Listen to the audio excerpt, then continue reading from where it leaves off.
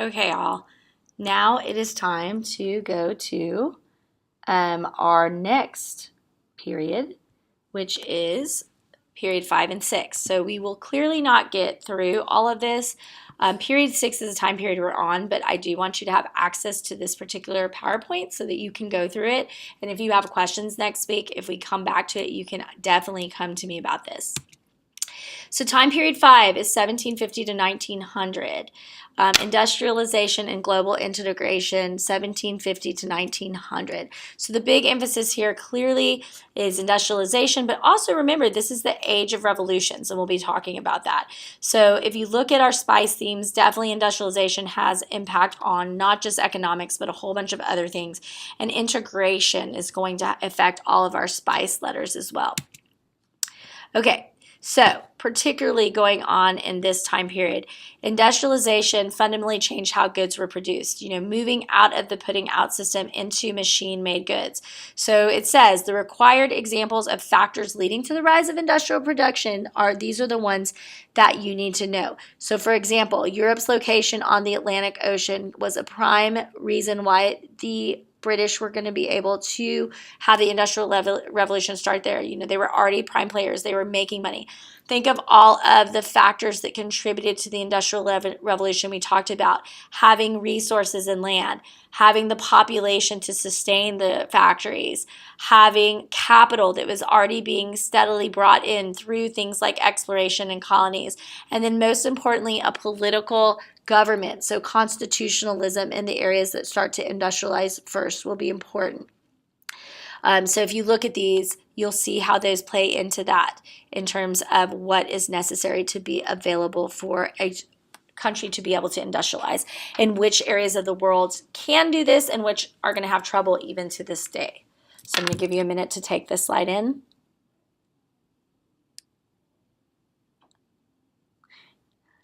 One more time, big factors: land and resources, stable government, large population to sustain industrialization, and resources, capital, money flowing in terms of that. Hopefully I got all four.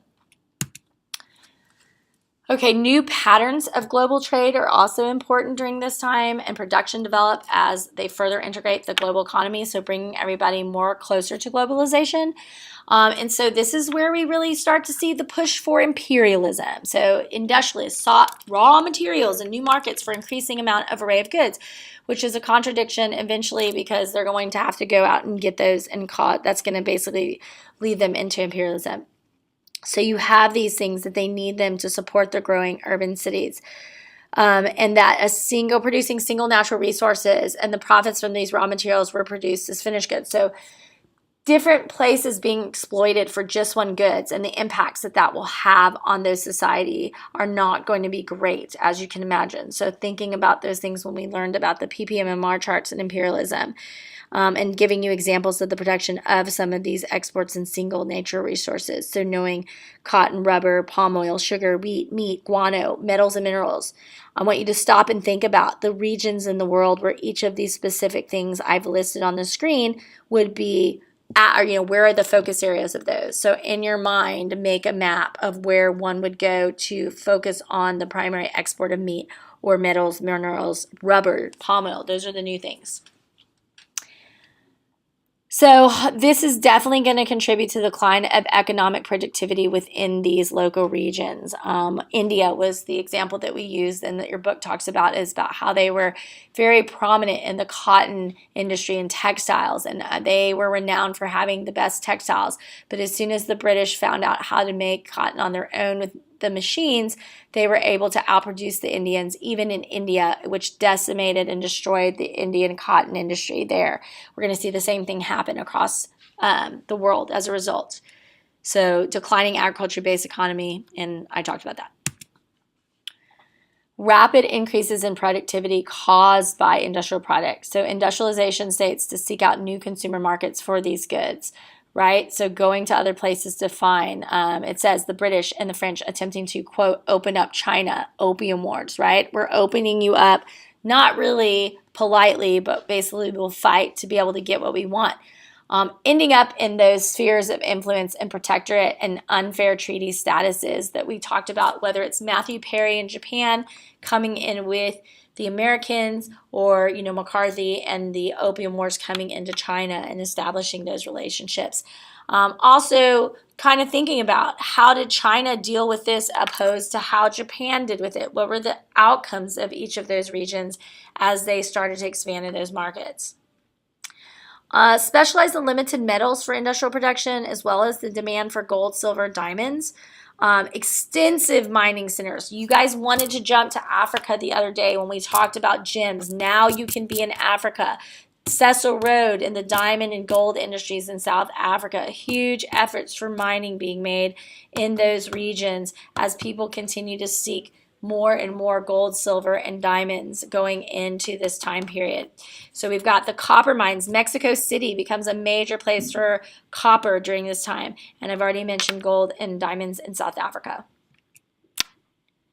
Okay, you need money to make money. This is what this is about. And so heavy economic focus here, but you definitely have to have large amounts of money to be able to make money. So to facilitate the investments for all of these, we start having inspirations and talks about economic development. Your good pal Adam Smith in his discussion of capitalism and laissez-faire economy and the role that the government should be playing in that. Going back to looking at his rationale for why you should have that. John Stuart Mill, remember him? Another person mentioned, I think these guys are mentioned. Adam Smith is either in chapter 23 or 28, but John Stuart Mill is at the end of the revolutionary chapter, which I think is 28. You can find him in your index, I'm sure. But, making better conditions for workers and paying attention to the needs of your people will inevitably make your markets better in the long run. So financials as instruments, you need to know about stock markets, insurance, monopolies, vertical, horizontal, trust, cartels, gold standard. All of these things that you learned in chapter 29, there's that huge economic focus on corporations and the beginning of corporations and the importance of having investment businesses to protect people's money, because industrialization is expensive and you need to have a business in itself to invest people's money, and what that's about.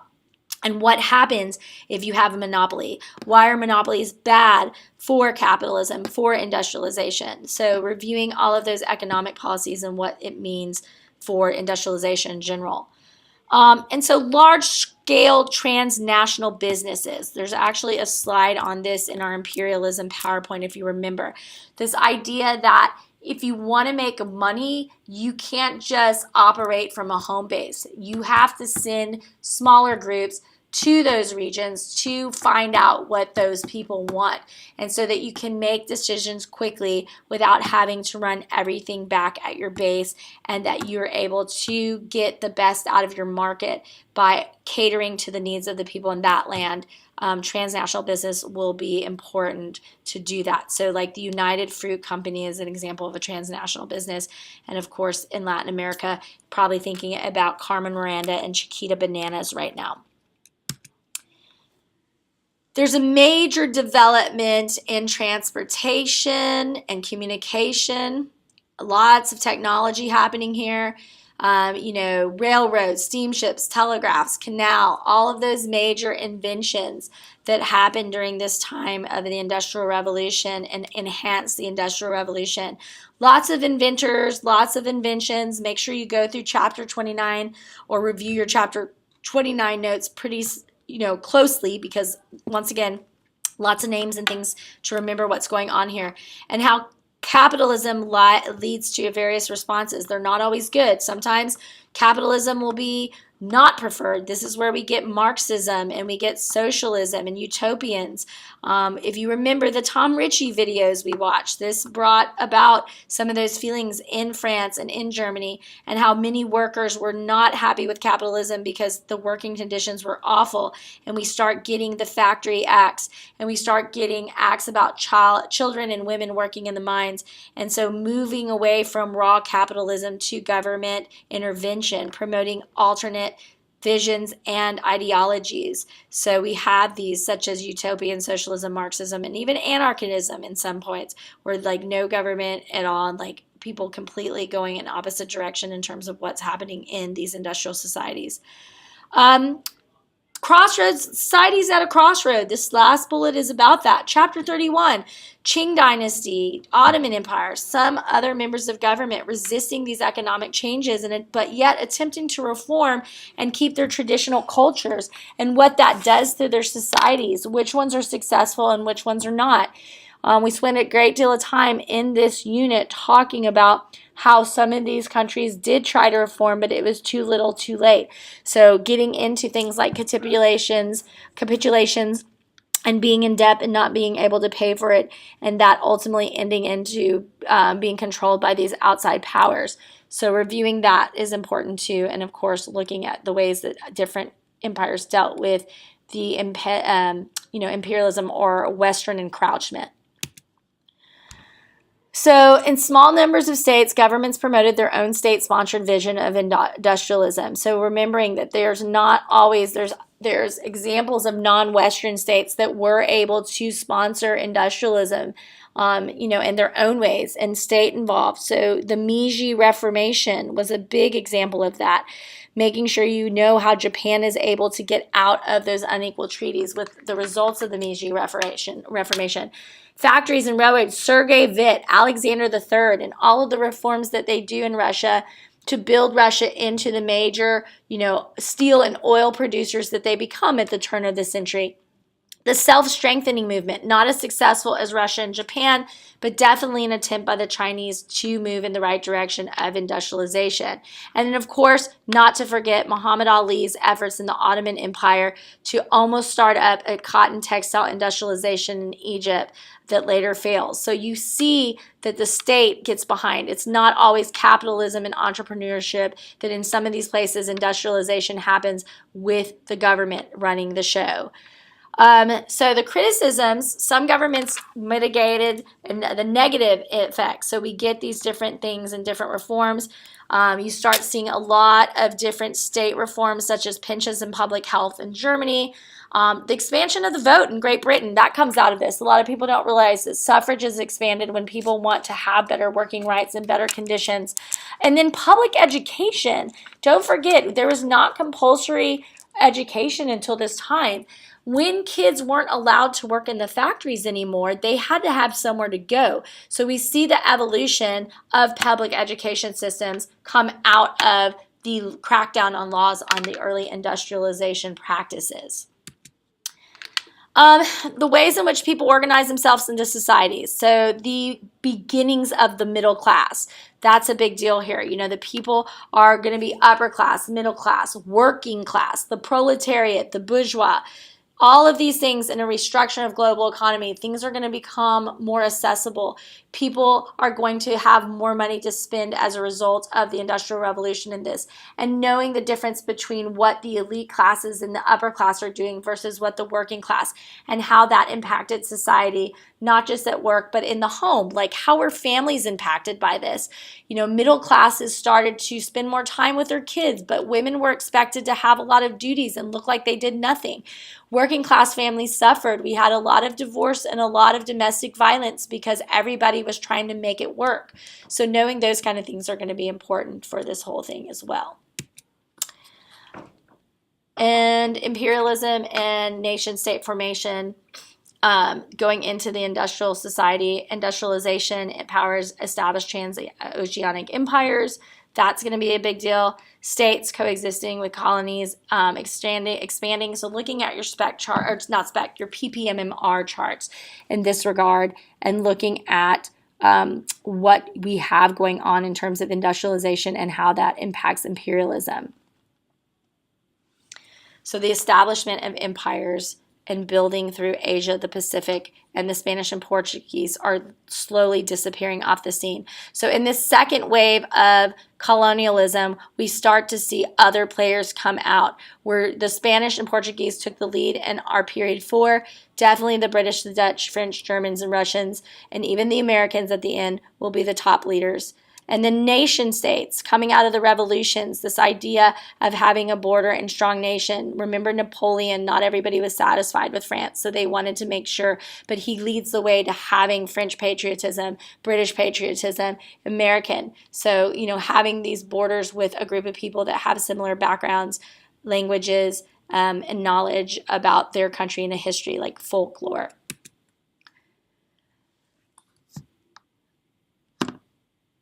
And then last but not least, we'll end on this slide. Many European states were both used warfare and diplomacy to establish empires in Africa. So you've got that. The examples of Britain and the Gold Coast and Belgium and the Congo, Battle of Endurance, violent examples of how they just went with guns blazing to take over these regions. And because of the superior weapon technology, they win in those regions. The scramble for Africa, remember, was both violent and peaceful for the most part, depending on where you were. The places that were settler colonies, meaning that there were more Europeans going to live there, definitely had more violence than those areas that did not. So remembering the Magnificent African Cake video will help you in that, because there's a lot of good stuff in that one. And then in other parts of the world, industrial states practice economic imperialism, so neo-colonialism, meaning the places where the European colonies in the United States didn't get too involved, but they tried to set up, their own types of governments through the education and influence of the people that were there, but not getting too involved in the politics of the situation, basically using money, dollar diplomacy, and investing heavily in these areas and filling pockets of those rich leaders while the rest of the country has to basically continue being poor. Okay, so I will stop on this slide and have a good weekend. We'll see how much more of this we can pick up. Please look over the rest of the slides, highlight, underline, circle, whatever, the rest of the stuff that you have questions about. Go all the way to the end of period 6, because at some point we will talk about this next week. Have a good weekend.